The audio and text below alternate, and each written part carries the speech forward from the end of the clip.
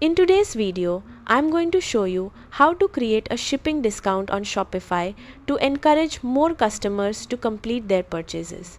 First, head over to the Shopify website and log into your Shopify admin dashboard.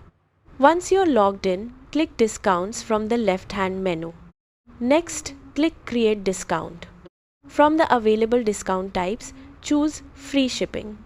Now, enter a discount code that customers can use at checkout, or let Shopify generate one automatically. After that, configure your shipping discount settings.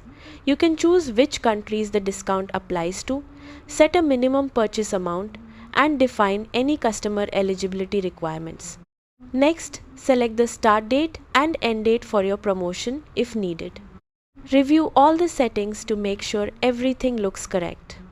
Once you're finished, click Save. Your shipping discount is now active and customers can use the code during checkout to receive discounted or free shipping. To promote the offer, copy the discount code and share it through email, social media, banners, or your store announcements. Thanks for watching.